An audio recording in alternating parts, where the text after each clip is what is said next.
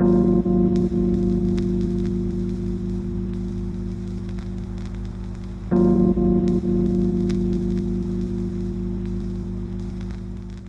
and welcome to the podcast. I'm your host, Daniel Olabode. On this episode, our guest is singer and songwriter Doroteja. She is a young and talented musician, originally from Lithuania, who set herself the goal to become financially independent by making music her career. And after a year, she's seen some success through her gigs, performances, as well as her voice acting roles and even busking. Doroteja was a wonderful guest to have on the podcast. Talking to her about her personal journey, breaking points, and eventual realizations was inspiring and I hope encouraging to listen to. We also talk about creativity and it being essentially rooted in curiosity and the willingness to learn and change. I felt that there were many interesting and powerful points made in this conversation about a range of things, such as how all experiences, be them perceived as positive or negative, inevitably shape and teach us. About how what becomes important to us are essentially the things we dedicate most of our time to. And also that while it may be good to make plans and have fixed goals and desires, the best of us are also adaptable, willing to change, and are also able to leave their comfort zones and dive into the unknown. These are just a few takeaways from a truly enjoyable conversation that I hope you enjoy as well. You can follow Doroteja by liking her on Facebook at Doroteja. From that, you can get information on her upcoming gigs, performances, as well as any and all news. You can also follow her on Instagram at Doroteja Dori. The links to both her Instagram and Facebook will be in the description below. So, without further ado, I give you Doroteja. Hey Doroteja, how are you doing? I'm good. So thank you for coming on. It's a pleasure to have you on here. Thanks for inviting me. Yeah, I really wanted to get you on because not only are you like an amazing singer, I've heard your voice, and I've also like been keen to get you on because of the type of conversations that we were having outside of like when we were trying to shoot your music video before, and you seem like a really interesting and introspective person. So like I want to explore that a bit more in this conversation. Cool. So you are a singer. Is that correct, or do you do more than just sing? Well, I have interest in a lot of things. I'm a singer, but I'm a songwriter mainly. Mm-hmm. And now I've started to explore production as well. So I'm producing a lot of my songs, and I write poetry sometimes, and I've done a few voiceovers for Disney. Oh wow! Okay. But it was dubbing basically. Yeah. And so I'm interested in a lot of things, but yes, mainly I'm a singer. Mm-hmm. So you say like you're quite creative then, like you like to explore different avenues of things that you can do and see. I think I'm curious. Yeah, curious. Okay. I'm curious. Mm-hmm. I constantly drift off somewhere to come back and then use that knowledge that I found there in, creation. So. And you apply that knowledge that you've learned from one journey into another and see like how, because anything can be like transferable, you would say. Like I guess with singing songwriting, like if from songwriting, like if you understand like the structure of a song, how to write a song, then it gives you, when you then go out and sing it, because of that deeper level of understanding of the meaning behind the words, I guess that gives it more depth, I suppose. Like is that how you describe it? Yes, absolutely. I'd feel, well, it's very different singing your own song, always. I prefer it over anything, really. Although there are some songs where you just think, wow, he really nailed that one, that describes my life perfectly at this moment in time. And sometimes you can sing your own song and be like, I'm just not feeling it anymore. That moment has passed, and that's when it's really hard to sing one of your own songs, when you're like, actually I don't believe that anymore, but then I find that I come back to it, because we're all running in circles always, like a little spiral. So after a while, you find yourself rediscovering your oldest songs. Like, and the thing with my songs is somehow I feel they've turned into predictions. So I can write something that's not necessarily 100% authentic at the time. Like, it's some feeling that I've caught on to, and so I just immerse myself in that and try to express myself as accurately as I can based on that feeling. And then a few weeks or a few months pass, and I find myself in the situation that I've described in the song, and I'm thinking, what am I doing? Like, am I predicting my own future? Because usually it's the sad the sad songs that come true. So yeah, it's interesting. But there's definitely a very strong link between songwriting and singing, of course. So when you're writing these songs, are you like looking within yourself to find, are you looking at a certain characteristic within yourself and to find like a certain emotion, or is it, I guess it can vary on the type of song you write. So usually when I sit down, I just think, okay, how do I describe as accurately as possible what I'm feeling, what I'm thinking right now? Because it can be so hard to express yourself so simply, you know? A song is it limits you a little bit in that, well, usually it needs to rhyme, and you only have a few phrases to express yourself, and so those phrases have to be, on point. And just carry everything, all meanings, condensed into one. It's not like writing a book. Yeah. Or a story. You have a limited amount of words you can use to convey, and the structure has to fit a certain standard as well. Yeah. It's not even like a poem, because even poems, sometimes I find myself writing poetry, and that's easier for me sometimes than writing a song, because with a song, like I said, there's still some things that need to flow with the melody, with rhyming, whereas a poetry doesn't even have to rhyme sometimes. So yeah, it's different. But really the thing that I tend to focus on is how do I, like, what am I feeling? Because it can be so hard to tell what you are feeling, really. So I'm just, what am I feeling? Okay, what do I really want to say right now? What do I want to say? And when you say that, like, sometimes it might not be authentic at that particular time, are you saying that it's not true to yourself? When you say it can't be authentic, what do you mean? Sometimes I find that some things I say, and they're very saturated, they're very heavy. It's like that emotion is condensed, and so it can feel a bit strong, like over dramatic, or yes, would you say? Okay, maybe over dramatic, or just very, well, I mean, it's just one-sided, because I feel we are so peculiar in a sense that we're feeling many things at the same time, and sometimes these emotions, they're not like white or black, but in a song sometimes I feel I need to just put a very dark shade, even if just for the impact, But I guess then, like, a song in a way is like, because like you said, we're such complex humans, like it's hard for it to define us in, like, even a person, it's hard to define a person like a sentence or even a song, or sometimes a book cannot describe everything that a person is. So maybe what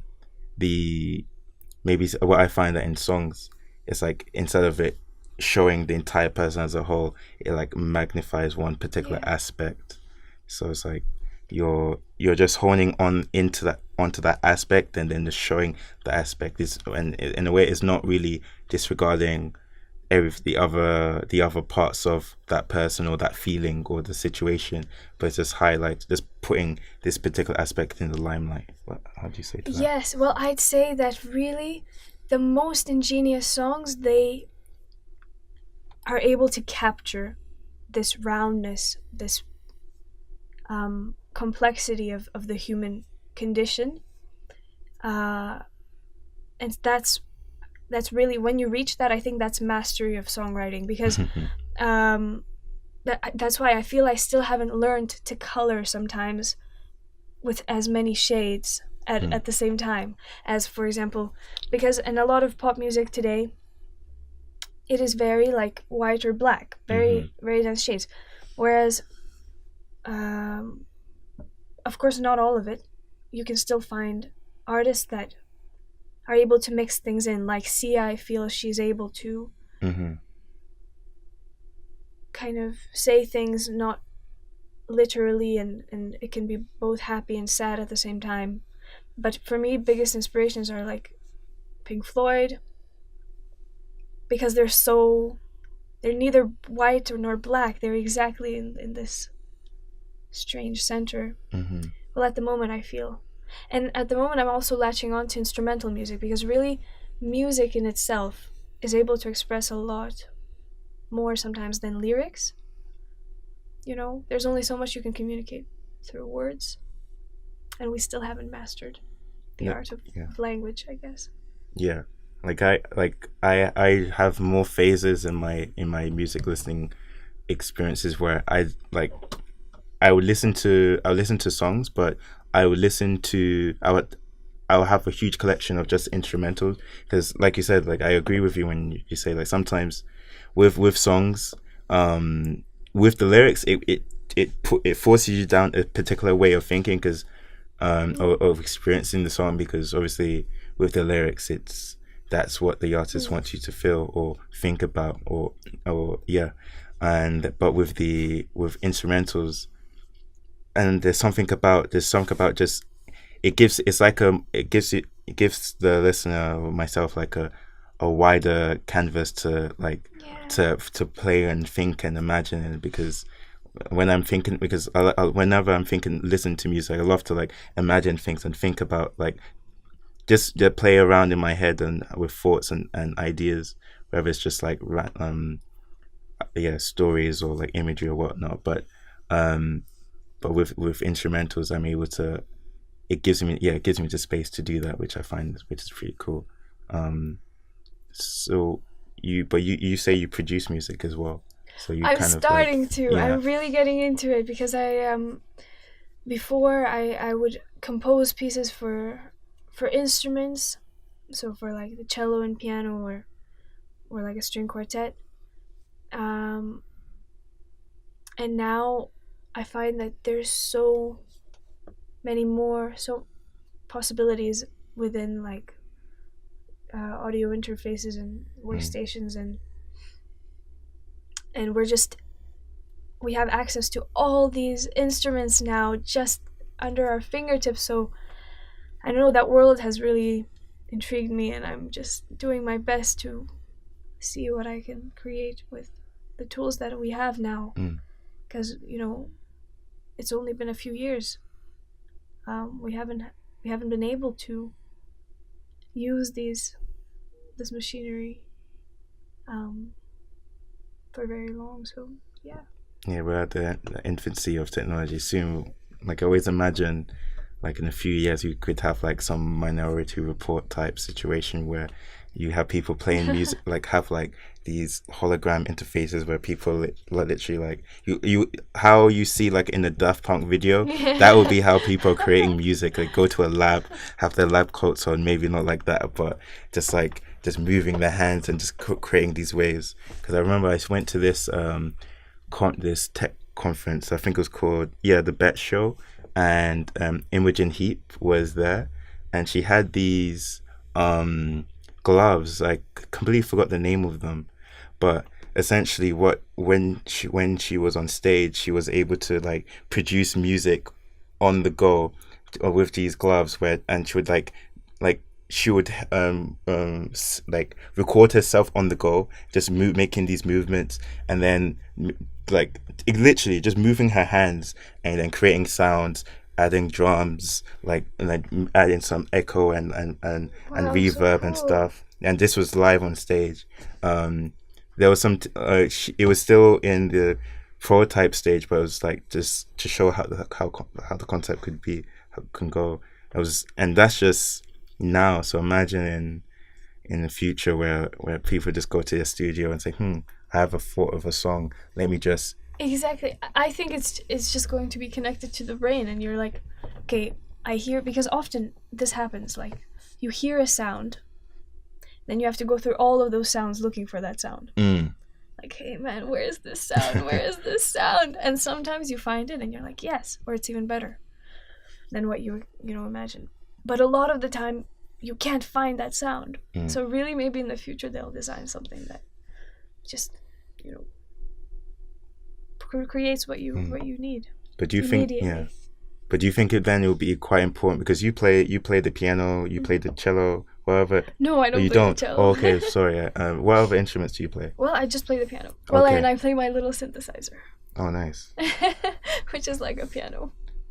Like I was gonna ask, like, if you think it's important for, because I noticed that I don't know how frequent it is, but how important do you think it is for producers to actually have like a fundamental knowledge of actually playing instruments before they use like digital software to produce music? Or do you think it's not important? Or that's an interesting question.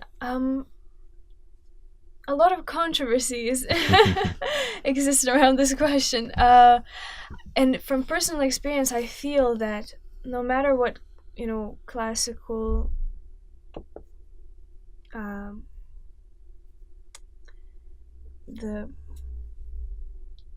whatever classical teaching may say, nowadays really these tools enable us to create with no fundamental knowledge. It can help. I have a lot of music theory like knowledge, and classical training, rewriting piano and everything, but I can say yes, it helps me probably in ways that I can't even pin down because it's so ingrained already inside what I do. But I know that there are amazing producers, and I've met them, and they're some of my best friends that know nothing about that, and they're insane. They're better. They're better than me because they know what they're doing. They were able to use the tools in front of them to their advantage in the best way possible. Whereas my knowledge still limits me in some ways, because anything you learn ends up limiting you a little bit, because that means you approach certain problems in a certain way. Okay. And you pick the certain chords, and sometimes you may be blind to other possibilities. Yes, it can free you to more quickly do what you want to do, but sometimes after a while it can even limit you, so you have to be like, okay, how can I do this differently? Am I what misconceptions may I have about this workflow and stuff.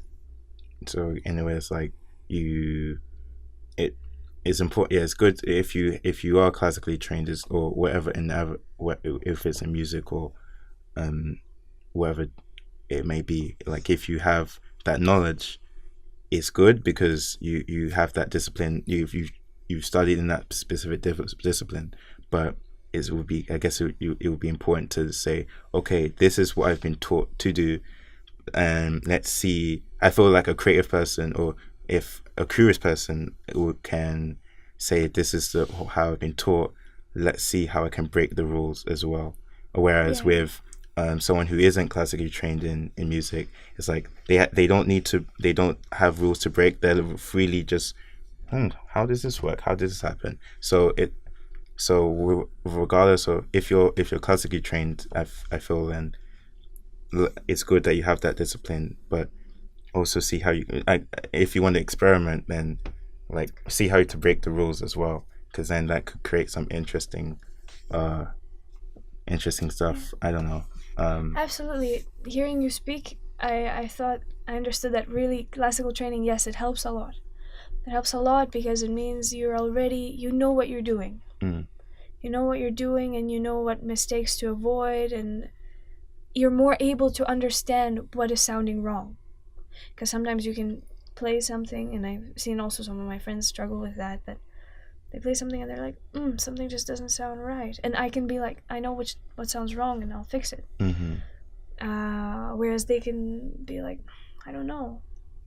But it depends. It really depends. It always. Really does. because the way I see it, I apply it to say like when it comes to like visual effects or editing or like filmmaking, like there's specific ways on like we're taught. Like when I went to uni, I studied visual effects. So there are key things that we were taught how to do things. But from learning those things, I can say, okay, these are the steps I need to take if I want to achieve X. But I know what will happen what the issues would be if that I come to any problems. But sometimes when you hit those problems, and it's like it creates something that you don't expect. Maybe it sounds wrong because it's not for that particular idea that you have for that time. But maybe like applying it back to music, maybe if that sounds off now, maybe in future if you create another sound, maybe that sound will be perfect. So it's like, okay, I did this and it created this that I didn't expect. Right. So let me just save this for later. True. And it's like, okay, let me change this up and see what happens. Okay, that's interesting. That happened. Yes, like, okay, yes, absolutely. So they told me to do this. So what if they told me to go left? So what happens if I go right? And it's like, okay, this happened. It's like, I find that when it comes to anything, learning is really just like being curious and seeing what happens when you. It's like a child. A child doesn't know. There is no like right way or wrong way with a child. It's just like, okay, if I do this, like, okay, this happens. If I do that, that happens. Just registering it, getting that information. So then applying those lessons to projects. I find that pretty cool. Because I think I was listening to this Neil deGrasse Tyson talk, or this video where he was talking about curiosity and like how children are essentially scientists, and I kind of see it like people in artists in a way are kind of like scientists in a way, because while scientists are they look at the world and try and figure out what makes the world tick, and whether it's in biology, chemistry, or physics. I feel like artists like a musician is a scientist of sound in a way, like a visual artist like a scientist of like visuals. So it's like figuring out what works and what doesn't, and then applying that to create some sort of formula, and that formula is like your song or like your film or image, painting, whatever. So yeah, I just thought, just carrying on with what you were saying, I totally agree, like with experiment, whether or not you are classically trained, or if you're not, like you can still, just if you have the curious mind to go about and do what you envision. So yeah, I was one other thing I was curious to ask you about is when it comes to producing, like how, like, do you have like so did you have sounds that come, do you come into would you come into a sort of thing saying, okay, I had this in my head, let me play it? Or maybe, I guess it depends, it's just like maybe you're playing something, it's like, oh, that sounds nice, let me continue on with that. Well, there's two types, it depends. Sometimes I'm playing around with my synthesizer and I hear something that I'm like, wow, I love the sound, and so I record it, and after that I hear what needs to happen next, so I search for ways of making it happen, And then the other way is I've written a song, and now I'm going to try to kind of arrange it, make it fuller, make it into this piece of music. And but both times, both producing and songwriting is the same. Well, not really. With production, it's a lot about like, okay, I hear what needs to happen here. Mm-hmm. How do I, or I can, sometimes I feel that something needs to happen here, and then I just have to experiment a little bit to be able to, find that. Mm-hmm. Sometimes I can surprise myself and find something like, wow, I didn't know. a lot of the times, because sometimes it just flows and you're like, yes, this needs to happen here, this needs to happen here, you put everything, move on. But sometimes it can be like, something isn't working here, I don't understand, like I don't hear what needs to happen. And in that case, you just start taking things off, putting things on, you just start experimenting until something clicks and you're like, that's what I needed. And you say that's the same with songwriting as well? Well, with songwriting, for me, it has turned into this flow most of the time. So I find a few chords, or I'm singing some kind of melody, and then already I'm able to improvise as I go on. It's a lot more natural now. Whereas I guess when I get better at producing, perhaps it'll be exactly as songwriting. Maybe I'll immediately know what needs to happen, what's not working, what to change. But the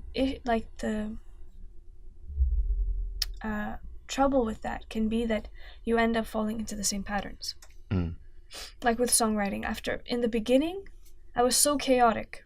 I didn't know what I was doing. Like I said, I had no knowledge about chords or anything, so I would just, like some of my earliest songs, I examine them now and I'm like, how did I come up with this chord progression? This does not make sense. Why does it sound good? Like, why does it, I don't know, why is it not bugging me when I'm playing this? But now I wouldn't necessarily make those choices because of what I know. Okay. And so now I'm trying to step out of that, kind of step beyond that. But in the beginning, it was just all over the place, and it worked. So that's what I mean. Like, there's a thin line between, having to learn something and just going with how you feel. I hear that. So how do you, like, I guess it's a kind of like a creative block, you would say, or is that how you describe it? How do you like get out of when you're stuck in that rut where you feel like you're going into you need to step out of the line of thinking that you're in? How do you approach that personally? Well, usually I leave it. Okay. So either I experiment, like I said, so I just throw things at it. Like if it's production, so I try to like take things off, listen. But if nothing is working, or if with a song I'm just I out, I'm out of energy. I can't think anymore. I don't know if this is good, if this is bad. Like what am I even doing here? So then I go for a walk. I just leave everything. I go for a walk. I hang out with friends. Sometimes it can be so hard to just say, okay, I'm going to stop working now because this is not leading me anywhere. And like, I know I need to do more work, and that's great, but it's not going to lead me anywhere. So just leave it and do something fun, relax. And sometimes it's just, you just need that break just to step out of it, you need to, because it's like you're stuck in a rut, you're in that black hole, you're not getting any new information, and it's not really helpful, like you say. So you need to just take that break. And it's hard sometimes because like most of the time people are such hardworking people, and they want to create that sound, but part of that process is stepping back and just like waiting it to cultivate and grow in your mind until you get like a new idea, because sometimes that's all you need. What do you think of when songwriting? Are you always trying to stay true to you, or have you ever felt the need or the desire to, I guess, write something that isn't you, if that makes sense? It makes sense. Like acting in a way. It's complicated because sometimes there are points in life where you're full, or I'm full of emotions, dense colors, thoughts like bursting, ideas that I need to put down. And then there are moments in life where I feel empty, and I try to draw on what I might have felt. And of course, the best songs are the ones where you're just boiling. But then there are moments in life where I want to write a song and I'm like, okay, I'm not really feeling anything strong right now, but I'm going to try to imagine how this or that would feel. And those are the type of prophecy songs that I was talking about. Where like I'm not feeling anything now, but then I write the song and it's like, oh, okay, I'm feeling this way now. I understand. So it's strange, but I wouldn't even say that the best songs are come from the boiling point, but maybe they do, because they're the most authentic. That's when you know that you're true, and that's exactly what songwriting is about. But I imagine if you're a professional songwriter and you're there writing 3 songs a day every day, there will be moments where you're just like, okay, I've written everything there is to write about. I'm just going to. I think that's where the criticism towards pop music comes from. After a while, you're just like, okay, man, you could have done better there. like you're really not feeling that one, but it's okay. It's a good song. So pretty much, yeah. Have you written any songs for other artists before, or? Have I? Not that. I think I've written songs for like as a task. Mm-hmm. But it was never, I guess, for someone else, unless it was, instrumental pieces for another instrument. But usually when I songwrite, I've been songwriting for myself as a way of expressing myself so far. And when it comes to expressing yourself, do you use? Would you say that there's a specific genre that you stick to, or do you not classify yourself into genres, and you just go with the flow? And if someone says, "Oh, this is this type of song," then that's why it's. Which one is it? Would you? Absolutely, I go with the second one of just going with whatever comes out, and that's why sometimes my songs can be so incredibly diverse that some of them I just have to toss, because if I suddenly sang that, people will be like, what is this? But at the same time, it could be interesting, you know? So, but I definitely don't reject anything, because sometimes you can be in the mood for one thing or another. But I find that my songs do tend to fit into their own category of song. I have no idea what category that is, because it's like a mixture of so many things, I guess. But like the Dory category. Yeah. Spotify and this. I don't know. No, like because I started to notice this trend. Like even my housemates, I live with musicians, and of course they hear me singing, and they're like, already now if I'm just humming something we're walking on the street and I sing a phrase, and they're like, "Oh, is that your song?" And I'm like, "Yeah." It's like, "Yeah, I thought it was sounded like your song." Like I can already tell what type of songs you write, So it's pretty much that. But no, I don't go by any genre. But I guess because like you have your people who've inspired, like who inspire you, like Pink Floyd, you were saying. I guess with their sort of the way. Who else would you say? I'm inspired by so many. I'm inspired by Eminem, by Pink Floyd, by Sia, by the Beatles, by Joni Mitchell, by Adele, by who else? Ed Sheeran, by like every artist has something to offer, something unique and authentic. If I can relate to it, or if I feel something listening to it, I'm inspired by it.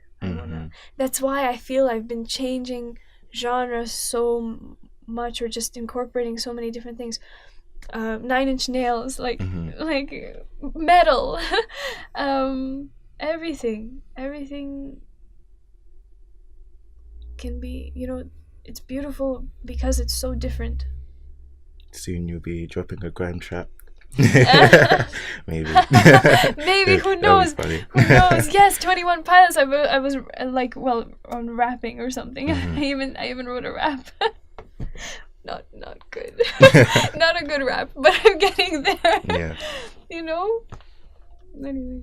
So how long have you been like into music? Like how many years, if you can quantify it? Oh, I've been into music my whole life, really, because I was so lucky. My brother was in a choir, and so I would always watch him sing, and then I wanted to sing, and his teacher heard me sing, and apparently she thought I was, well, I had something, so she said, why doesn't she start singing? Why don't I teach her? And so I just started singing very, very young, very young. Like my brother and I are 10 years apart, so big difference. But so I was very little when he was already, performing, and I don't know, I liked it. I've always liked it. There was something, I think I liked that I could see that people were happy when they watched me sing. Like I felt that I could make them happy. And then it turned into this way of shouting my feelings out to the world, Like, because we can be so confined to certain things that we can say and we can't say. And then I feel like when I'm on stage, you're free because people are open to your message. So you're vulnerable, but at the same time, you're free to do whatever you want. So I think I found that freedom like scary and addictive.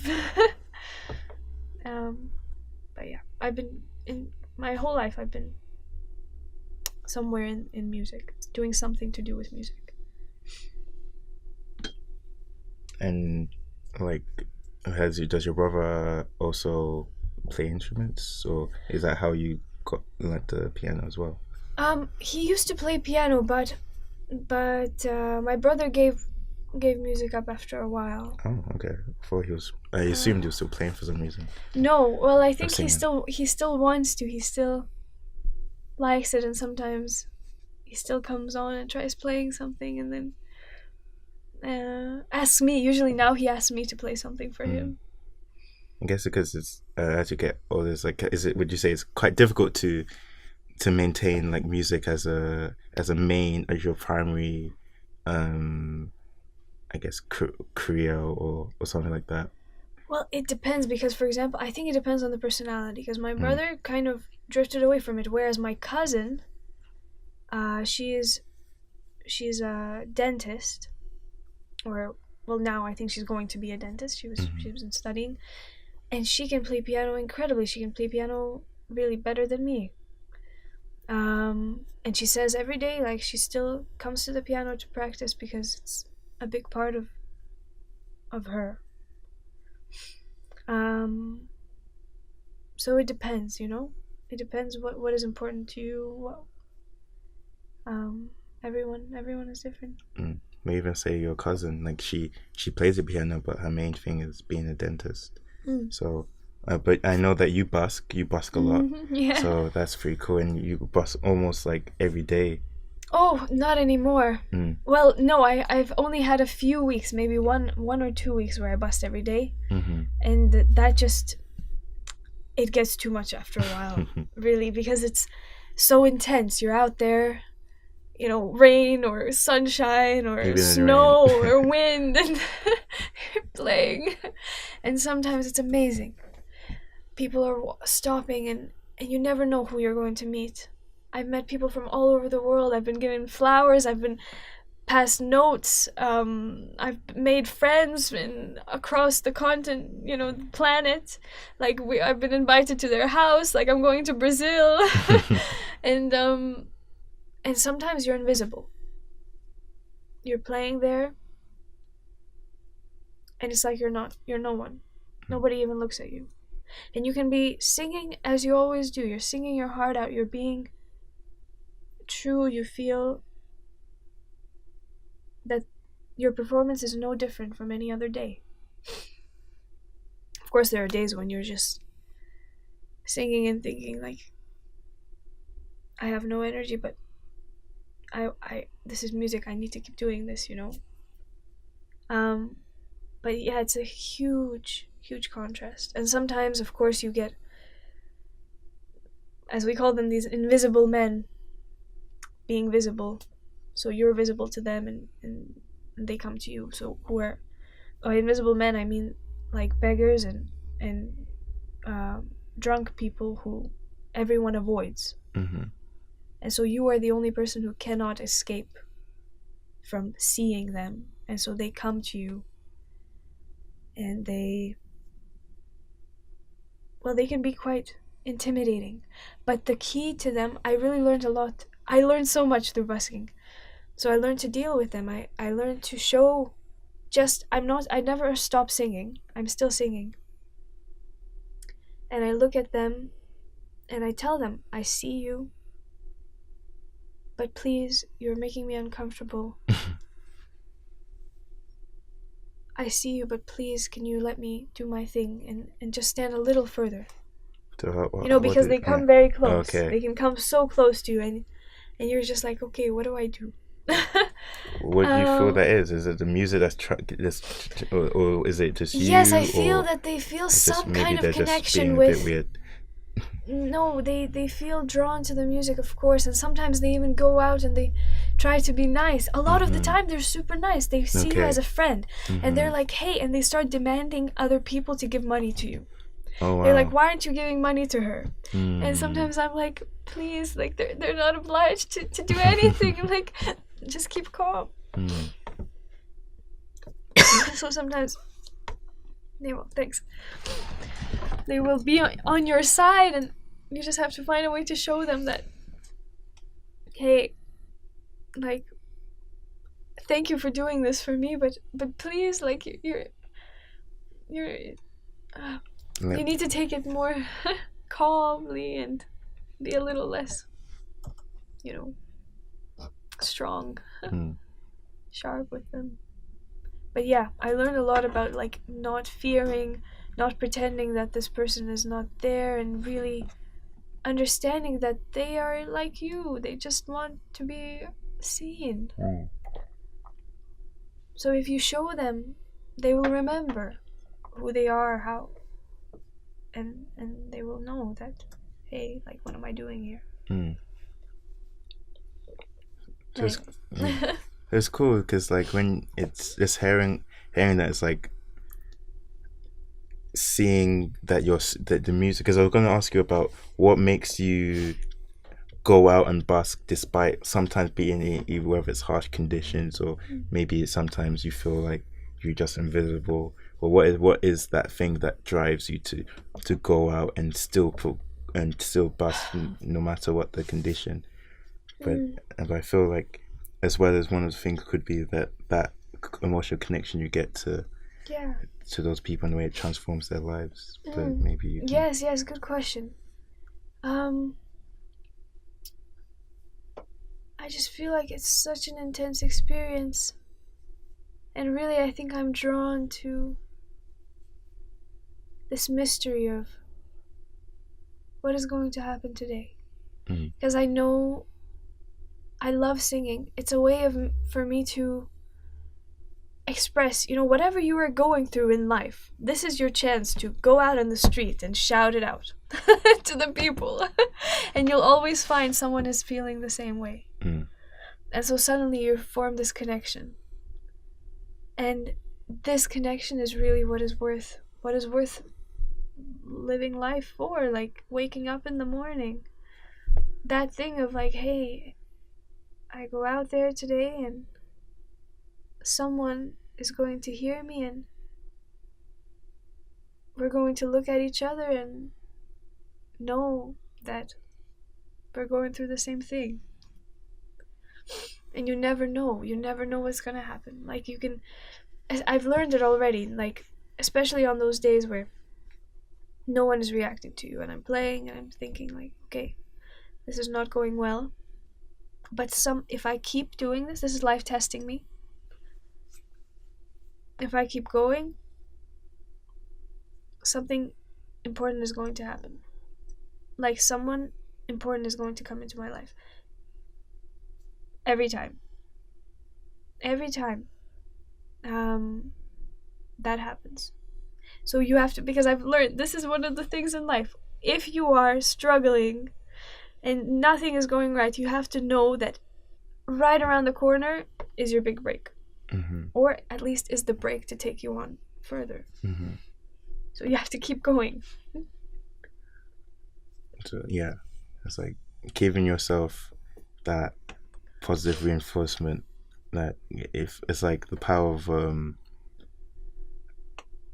like, what is it, just manifesting your reality. So by thinking something and saying, by putting your mindset towards a particular thing, that at least tilts you in that direction. Because if you just think, I'm not going to meet anyone today, I'm not going to see anyone important, then maybe that will close you off to the opportunities that would come. So because maybe if you tell yourself, okay, I'm not going to meet anyone that is anyone important, then you close yourself off. So then if someone does come that is important, then you're already closed off, so you wouldn't see them. Yeah, that's true.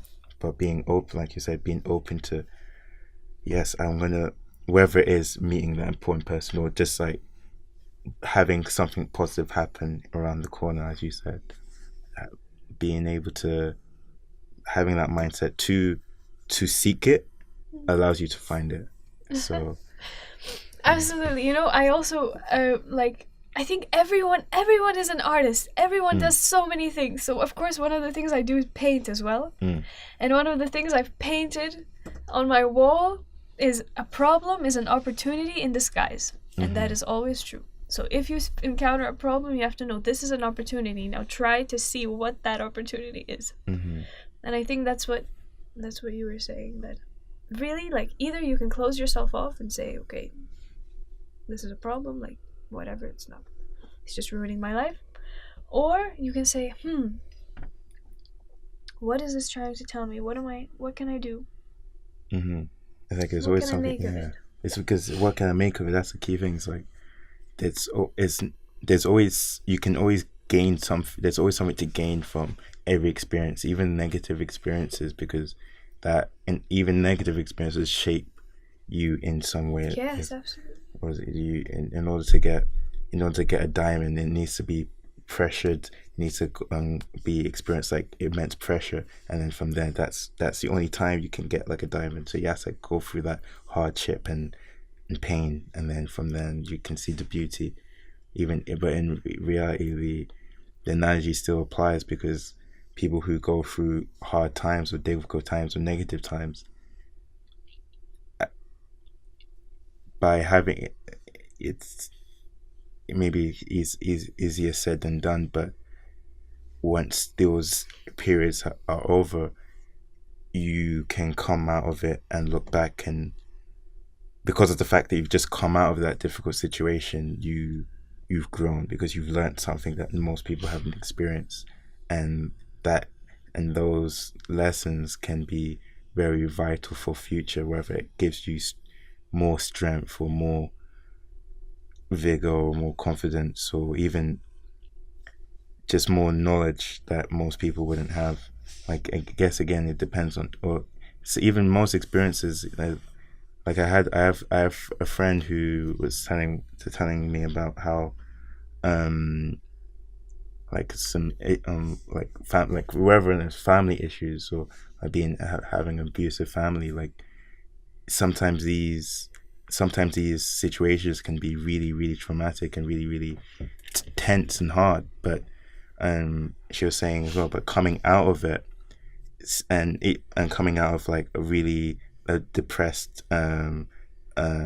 mentality, she's able to then use her experiences to help others who may be in that same situation. So it's like, there's always like, okay, I've learned from this, and I want to distill this knowledge onto some other people, so then they can also have the strength to, they don't need to go through all the hurdles and difficulties I did.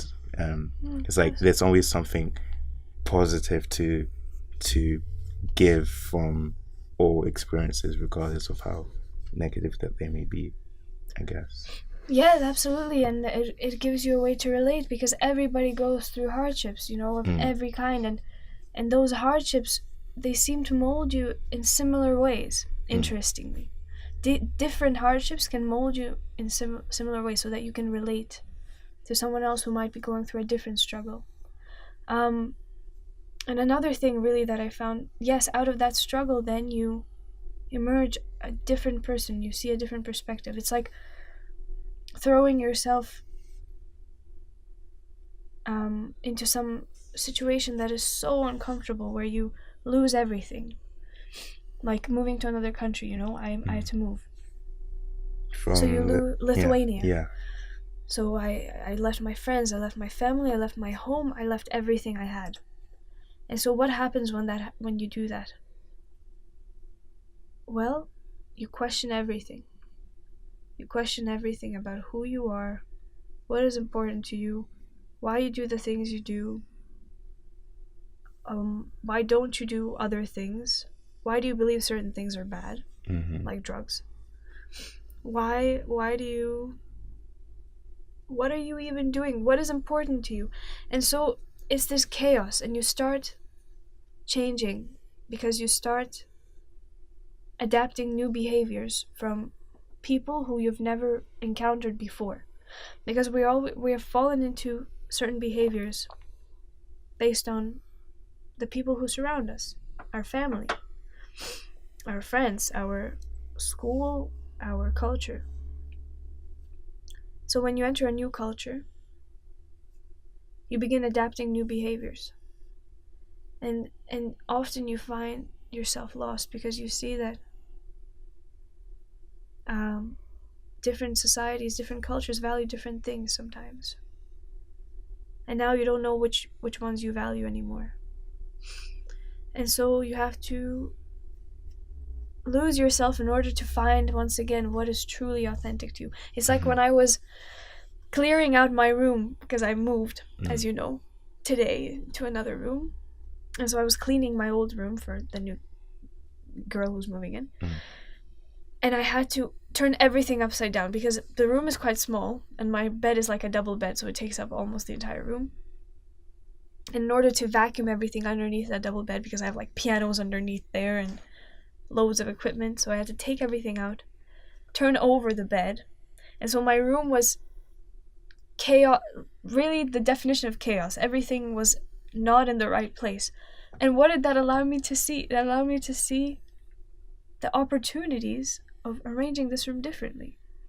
I'm like, this room would be much better with a single bed, actually. And if I put that there, then I could put the table there, and then I could do that.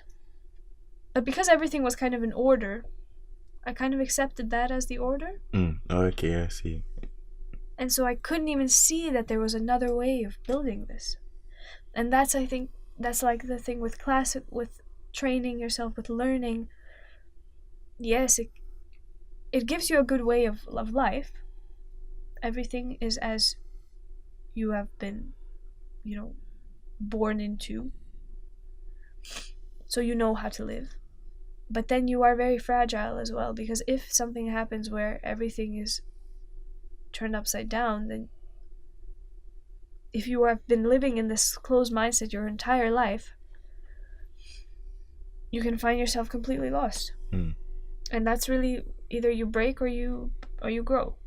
So either you go and return into your old environment and say that life is not for me, or you're like, okay, how do I build myself new here?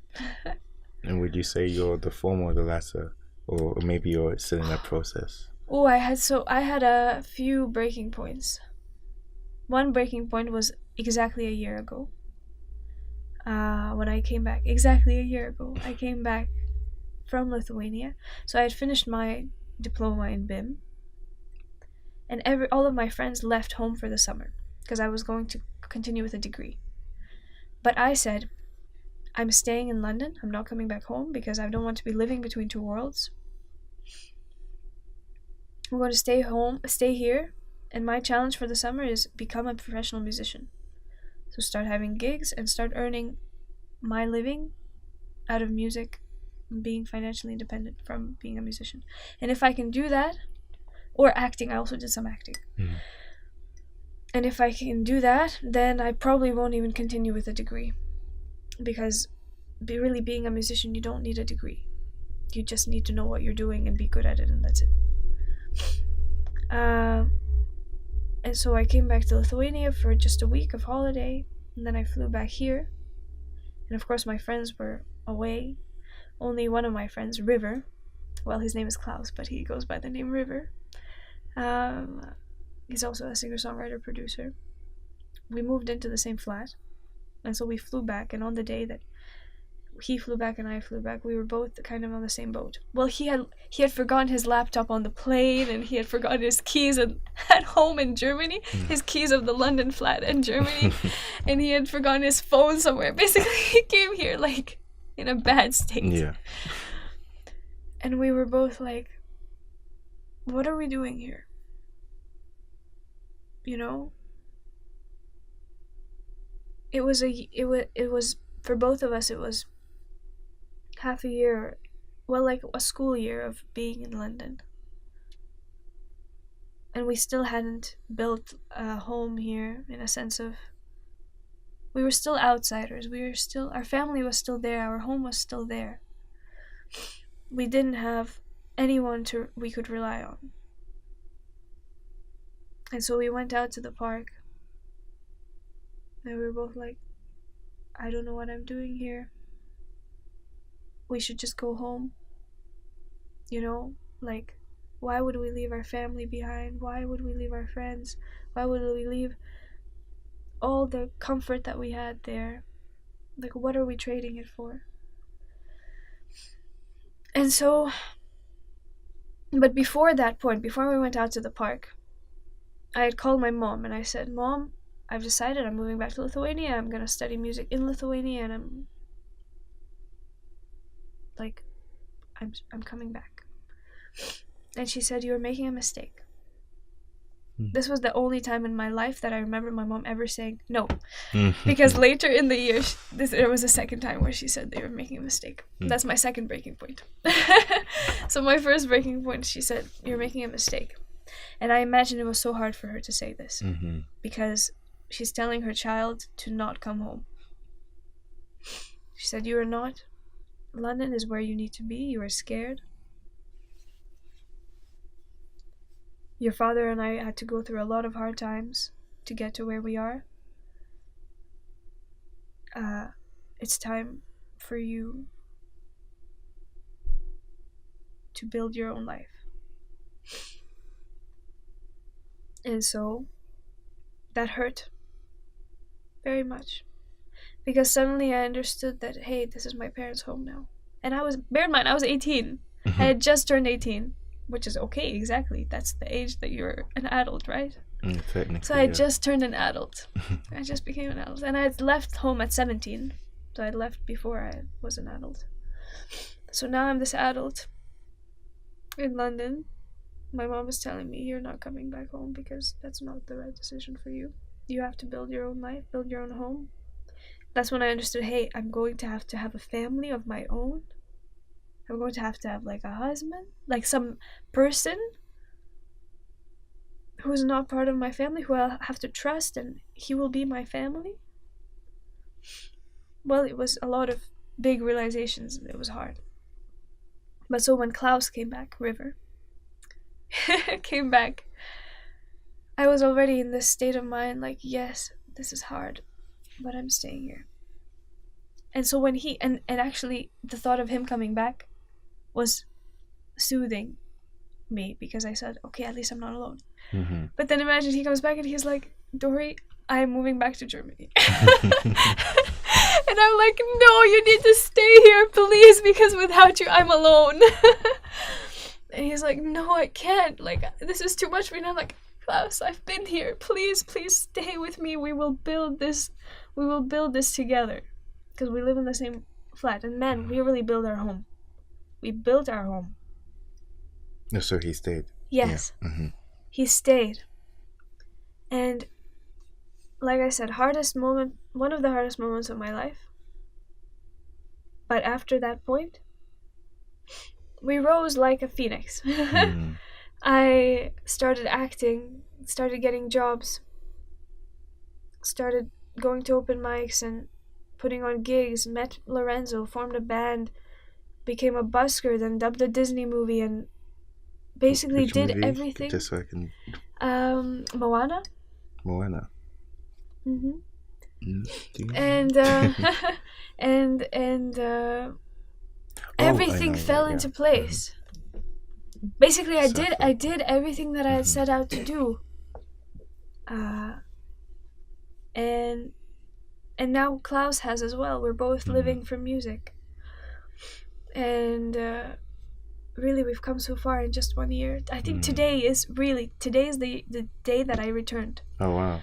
And this is like a perfect day to do the podcast. Just perfect timing. But so I had a second breaking point. Oh yeah, tell me about that. So my second breaking point was Christmas. So this Christmas that just passed. Yes. Yeah. And that breaking point was interesting. Because what happened is, like I said, all of my dreams came true, right? I was doing music, I was being a musician. And I wasn't studying anymore, and that's when it hit me that, hey, this is life. Like, that's what people talk about all the time, you know, they say, this is all there is. And that's when it hit me very hard. In a sense of, I understood that no matter what, like, even if I'm touring and I'm playing Wembley Stadium, this is what my life will be. This is who I am. What is this? What do you mean? It was hard to define. Maybe it was also because music had become my job. Mm-hmm. And when something becomes your job, it's a thin line of, like, why am I doing this? Am I doing this? Like, I enjoy it, I believe in it, but I also need to earn money from it. Mm-hmm. I need to feed myself from it. Mm-hmm. And when that happens, you can get lost a little bit. Well, and like I understood all those Jim Carrey with his award speeches of like, money and fame is not what you need, is not everything, or whatever he said. Like, he said something better, like, well, anyway. And every star, really, every star says the same thing. Like, you get to where we are and you realize that's not it. And I felt that. I felt it for myself. I felt this crash that, interestingly, like, these huge artists feel when they've made it. And they're like, is this it? You know, like, and then I started listening to the songs, like, fun. Like, I left my mom and dad for this. Like, all the songs started to make sense. Like, Eminem, everyone made sense. Like, I was listening to them and like, I understand what you're saying right now. And so that really demotivated me. Because also I started looking into issues of our planet. And I was like, why am I being a musician when our planet is falling apart? I should be going out there and saving jungles and whatever. Like, fighting global warming and like inventing crazy machinery like Elon Musk or whatever. And yeah, that really confused me, and so I was ready to give up music. And that's how I flew back home for Christmas. So I said, Mom, I'm giving up music. It was never the right thing for me. I'm going to write a book on how to survive the 21st century. So I'm going to need funding from you for a year while I do my research. and because I feel the world needs this book right now, because I feel lost, you know, and this book will help me answer all the questions that I have right now. And she's like, darling, you're so lost. You need to calm down. Like, we're not going to do this. And she's like, and that hurt again. That hurt so bad. Because I'm like, Mom, for the first time ever, I come up with something that you haven't, like, approved of. Well, necessarily. In the sense of, like, you haven't been prepared mentally preparing herself for, because I feel she was mentally prepared for me being a singer. I've been singing my whole life. I think she was okay with me. Maybe she even had a little dream of me being a singer. Who knows? But at that point, I was convinced that she had a dream of me being a singer, and that's why she was finding it hard to let go of this dream. And so she's not able to believe in my new ambitions, and I'm hurt. Because she's the only person in the world who's meant to support me no matter what crazy idea I have in my head. Now I see that, of course, she is much wiser than I am. And so... How did she and steer you away from writing that book? Or what did she say? didn't. Okay. She said, okay, you can do whatever you want, but we're not going to financially fund you. We will fund you if you decide to go into university and study. Whatever you feel like, politics, whatever you feel like. She said, maybe you left school too early, you know? Maybe that's why you're feeling lost. But we've invested so much time, money into music, we can't just throw everything away, like it's not wise. And so I was still upset, like I was not sure what I'm doing really. And then my friend for Christmas, she gave me Little Prince. Do you know the book Little Prince? It's by Saint-Exupéry. I haven't read it, French. but I think someone I think I've heard of it. Yes, it's a very famous book, Little Prince. And so one of the scenes in Little Prince is Little Prince talking to a fox about his rose, because he grew up on this tiny planet far away, and he had this rose, and he was saying how, I don't know why I love this rose. I mean, it's been so hard with her. I had to water her, I had to protect her from the wind, she's always complaining, I need to trim her leaves or whatever. Why? But I love her. And so the fox says, well, Little Prince, you love this rose because you've dedicated so much of your time to it. And that hit me. I understood. I said, hey, it doesn't really matter what you do in life. What becomes important to you is what you spend your time on. And so the thing that I've spent so much of my time on, of course, is music. And so, of course, it has become incredibly important to me. And you know what? I can make a change doing music. What is limiting me? Because suddenly I started falling into these boundaries of you can only express, songs can only be a vehicle for certain things, like talking about love, talking about I saw them as sometimes unimportant. But now I see that they're such a big part of life, really, and something like music, it has the power to heal people. And any problem in the world comes from us being sick in a side of us. It's not really fixable by science, not only by science. A lot of it has to do with spirit. And so I said, hey, I've been learning to, master to use this amazing tool that is the closest thing we have to the divine and to something spiritual that touches you immediately and connects with you on such a deep level that why can't I use it for all of us to, become better? What is stopping me? And so suddenly that was a revelation, hey, what are you doing? and so again I swam out of this chaos different, so that's it. Monologue over. Wow. No, that's actually really beautiful. Your journey, in a way, it's inspiring. Just to just to see what you've learned from going through those like breaking points and then coming out of it again. Like it's so now like I'm still like processing everything. That's That's good. it's like pretty deep actually. That's great. Did a good job then. I'm happy.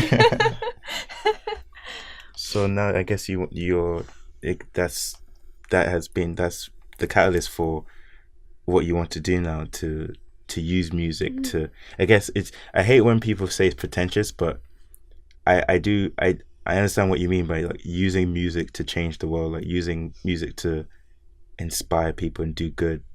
Like there is, because you Yes, oh yes, that is the aim. But you see, for me, it is more like I know that we are all. It's like what Gandhi said: "Be the change you want to see." yes. And so, really, for me, it is not about changing the world. It is about changing myself and understanding myself, expressing myself, being the best that I can be, and that hopefully will then set off other dominoes in the same direction. So for me, it was mostly like, hey, I love doing music. It helps me. It cures me. It brings something beautiful into my life. Then I should be doing it. And that's it. And really that will then help others too. But really the main thing is do what you love. Do what you love, and that love will spread. And that's it.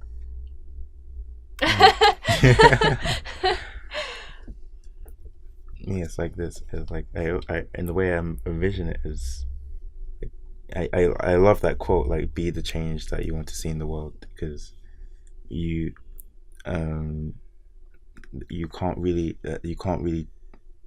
change the world if you can't be that change if like you. It's like there's a quote in the Bible where it says, like, where Jesus says, like, before you take off before you take off the speck in someone's eye, like remove the log from your own. So it's like you can't really go to try and like change other people when there's so many things that you need to see and fix in yourself. Well, not fix, but like, well, yeah, fix. But by fixing yourself and being honest about who you are and how and the flaws and vulnerabilities and the strengths and weaknesses of yourself, then, and like accepting it and then saying, okay, how can I as a person grow from this or move from this? Like how do I go on from this? I feel when people see like an authentic person be honest about themselves, I feel that inspires. That's quite inspiring, and then it creates a feedback loop of being authentic, being honest, and then seeking truth. Because when people seek truth, and then it gives. I think truth is one of those, like truth being such a vague term, or like abstract term, but truth, when people seek truth in themselves, it's like a beaming light, and when they see that light, it's like I want to be able to see as well. So like they apply the truth to them. Okay, I want to be authentic. It's like when you're singing and busking and you're being quite authentic, and people see you being authentic, and they connected to it because there's authenticity in there, and we are attracted to that, whether it's in songs or films or any sort of content, or just seeing person we like authenticity in character in people, and that inspires us to be authentic. So just creating that feedback loop, and then even if it's just one person, that might inspire. Because my mom always says, like, because my mom's quite religious anyway, so she would say like she would say in the context of like let everyone see Christ in you, but like now I adapted to let everyone see like truth or the light in the and so if you try to be authentic, if you try to be good, then maybe that Well, then, even if one person, even if it's no one, maybe if it doesn't matter, like as long as you're being that light, then maybe that can help someone to see, or that would just, or at least help you to be honest about yourself, to go on with whatever you do. Yeah. So yeah, I find that quite beautiful. Yeah. You there was something else I was like, as you were talking, there was so many things that I wanted to lead on, but you answered them on the way, but which was good. Like I think having a like your I feel your parents were very like were very vital in like your in the development. It's very it's very it's very cool and nice to see, because for parents, I imagine it's quite hard for them to say like no, like we don't want you here to go out to the world, into the chaos, to the unknown, because even though I imagine that even though it's probably like the best, it's like they're essentially telling you to go into a place where you've never been, into the unknown, dark, into the chaos, and find in that chaos, hoping that you find something that you can take and learn from, and it can only be a hope. But I guess that's one of the virtues of good parenting, is to try and acknowledge the love that you have for your children, and the desire to protect them, but also the desire to see them grow, because the only way you can grow is to go into the unknown. And truly, it is a deep belief in this person, in this child. I think a lot of the time my mom believed in me more than I believed in myself. And really that is what allowed me to discover a belief in myself, because it's a big thing to do. But she would always say, hey, like, no matter what you do, you'll be great, and I'm calm. So you should be calm. Like, or like, whatever you decide, she says, I trust you because you'll be fine. And that her saying that, who knows, who knows what was going on in her mind. Come on. Like, my parents are doctors. So they're not musicians at all. And imagine saying, hey mom, so I'm not finishing school. I've decided to move to England to do music, and I'm going to be a musician. So I'm leaving this country, and I'm not even finishing school, so I cannot come back here. In Lithuania, legally, I'm not able to study anymore because I haven't finished school. So I can't go into university because I haven't finished school in Lithuania. But I'm like, hey, like, this under 18, because the program was, if they picked me, they would fund me if I was under 18. So I said, this is my last chance. Like, I'm turning 18 in a year or whatever. This is the only time I can do this. To imagine her saying, yeah, go ahead. Like, even my teachers in music school were like, all of my Lithuanian teacher was like, hey, darling, don't rush. Don't hurry. Everything will be fine. I've been a rusher through life. Really. You're quite I didn't mean to interrupt you, because go ahead. Because you're quite young. How old are you? Now I'm 19. Yeah, it's like all of this has happened, and most people, like, just from hearing your story, like, I like when I first met you, I because of how experienced and I guess not professional or like experienced you've been in music, I would have assumed you were a bit older, if not like for how like anyway, but yeah, sorry, go on. Yeah. No, it's just that I've been a rusher. I've moved, like, now my best friend from my neighborhood when I grew up, she's now just graduating. Like, she just did her final exam in school. Whereas, because when I was in 3rd grade, they moved me up. So already I was with older kids. And I just kept, then I switched specialty to to piano, and I wanted to finish my diploma as a pianist. So I wanted to squeeze 10 years of piano into like 2 years. And I managed. I managed to do it, but man, it was crazy. And so I've always been running. And so my teacher was like, hey, don't rush. And my composition teacher was like, well, she can always come back. So nobody had faith. Only my mom had faith. Mm. And I had faith. But who knows? If my mom didn't have faith, who knows? Maybe I'd be rebelling and being like, damn it, because I am quite stubborn. But really, yeah. I've been rushing, and it's one of the things that I've also learned. That we shouldn't pretend that we can plan our life. That's just not how life works. No matter how well we plan, everything will be even better than expected. But it will not be as expected. And often fate knows better than you do, so just go along with it, and it's fine. Because a lot of the kind of mindset of modern times is like, plan everything out. You are the leader. You are in control of your life. We've given up this concept of God, of a mighty, someone bigger than us. Now we are God. And really, like I've been reading, there's a very good book called The Path. It talks about Confucius. Yeah.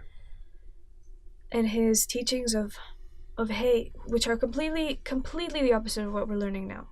His teachings are, hey, life is inherently chaotic. We do not know what is going to happen to us tomorrow. We just do not.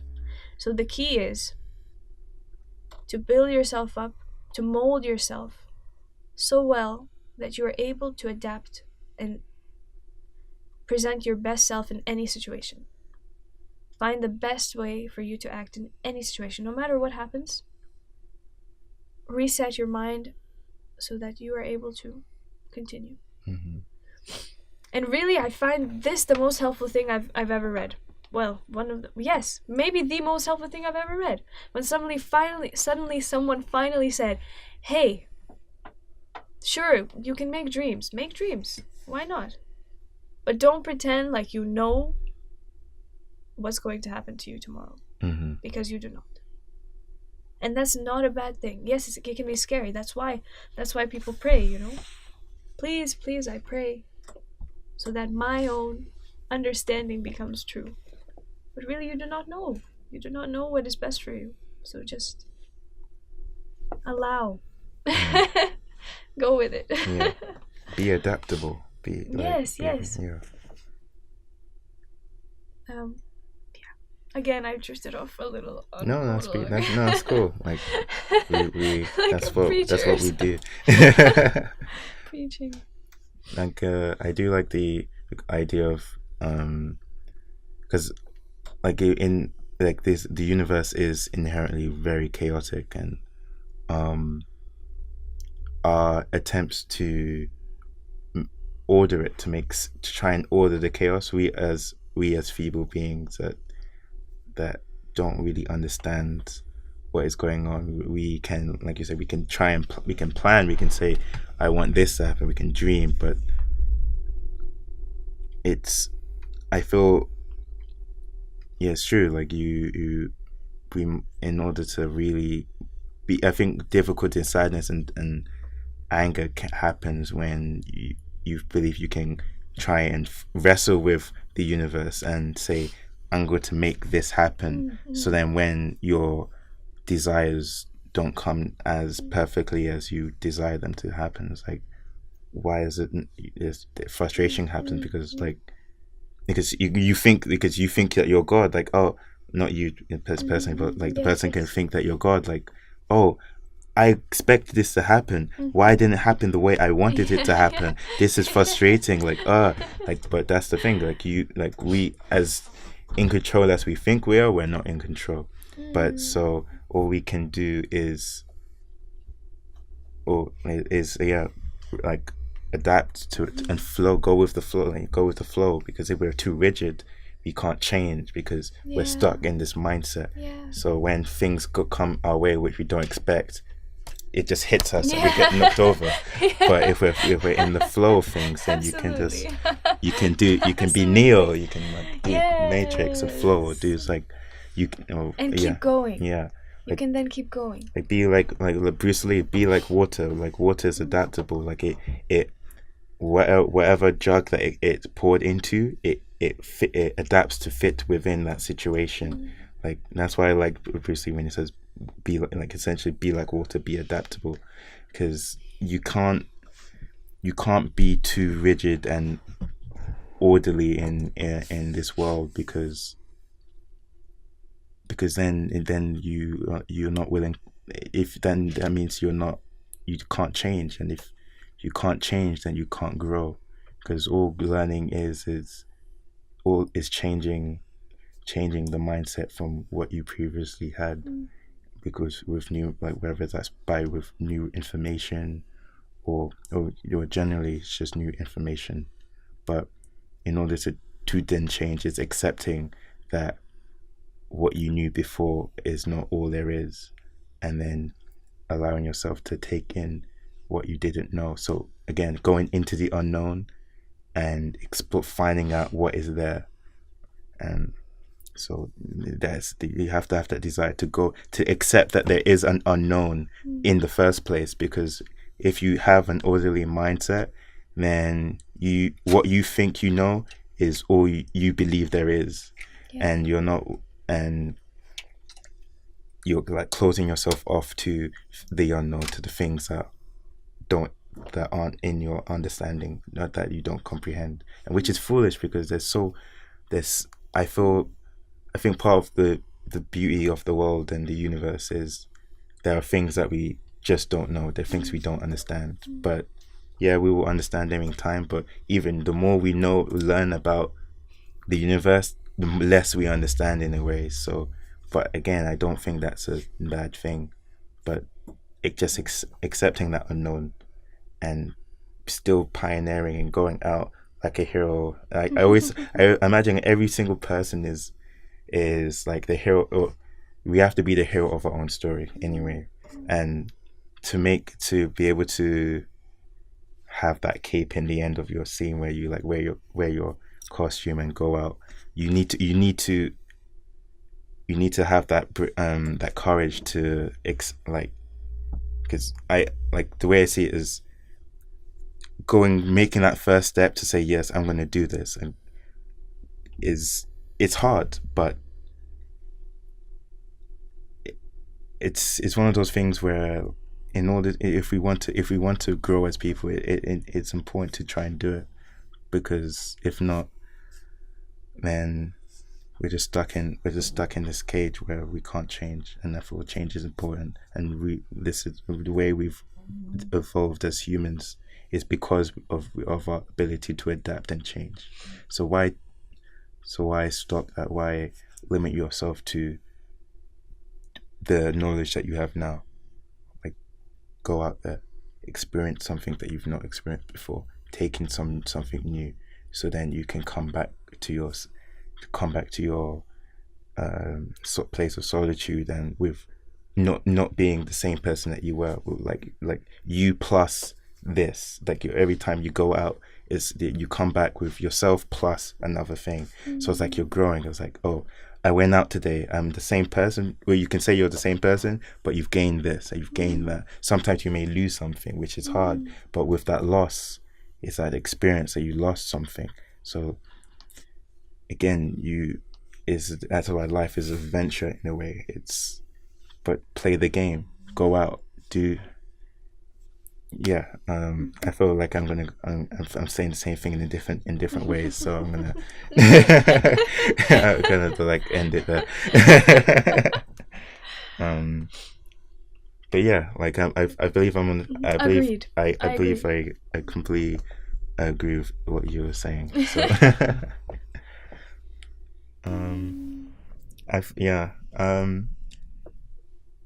there's so many avenues we could take this in.